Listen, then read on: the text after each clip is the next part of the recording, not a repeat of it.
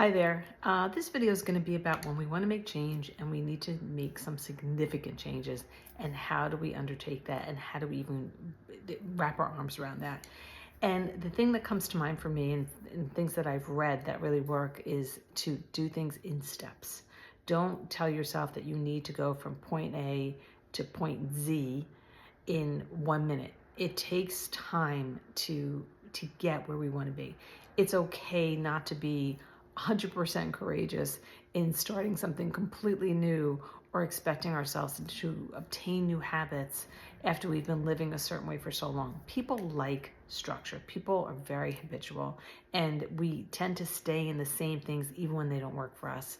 The nice thing about doing things in steps, it's not quite as painful.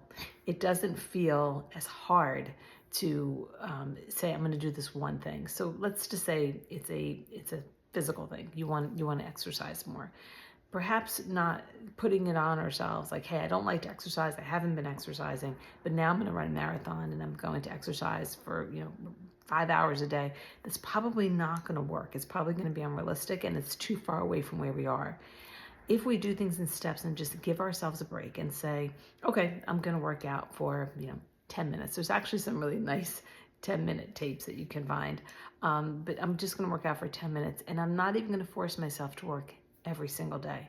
Now, obviously, some people are going to disagree with me, and they're going to say, no, you have to forge ahead. You have to make the commitment. You have to have the goal. I think for many of us, that can be really difficult, and we get really hard on ourselves. And then when we don't want to do it, we feel really guilty. And I think it's just sort of getting used to the idea of exercising, the idea of stopping what we're doing, perhaps getting dressed to exercise, and just exercising, and then just take things in steps in which we feel more and more comfortable, so we can continue moving forward, knowing we're going to slide back a little bit, then we can slide forward, and giving ourselves a break and allowing ourselves a minute to get acclimated to a new way of doing things and a new way of thinking.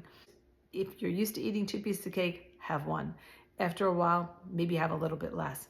If it doesn't taste great, and we all do this, we eat it anyway, say, you know what, this isn't worth the calories. This isn't worth the sugar or the fat or whatever it is. To do things in a way that we can sort of like get ourselves rerouted without spinning around and around. And it can also be things in relationships. We need to set boundaries. Instead of just going from yes, yes, yes to no, no, no all the time, start thinking about once in a while, saying no to something, and kind of getting used to being comfortable in the space of standing your ground. It could be, over a period of time that just becomes easier and easier. And also other people will get used to you saying no, and it won't be like, well, you always said yes and now you're saying no, like what happened? You're doing things in increments, so it's also not as abrupt to other people. And it can also be, you want to learn a new language, or you want to study a new topic that you've been interested in. If you can't be 100% all the time, I don't think that's the worst thing. Like, sit with it. Sometimes for me, it's like just sitting with the book, and then I get overwhelmed, and then there's like so much information seeping in my head that if I put it down for a little while and then I pick it back up, it actually makes more sense the second time, because I believe that it's been able to marinate a little bit in my brain. So it's just an idea of how to handle those areas. If you're used to spending a lot of money and you're used to buying whatever you want, and you're really concerned about what your finances look like, might not be a bad idea just once in a while to say, no, I'm not going to buy this particular thing. I usually do this right away. I'm going to think about it for 24 hours. Do I really need it? Going through your closet. It's taking steps, so we don't have such a tendency to just grab and do and eat and not exercise and do things with other people that we don't really want to do.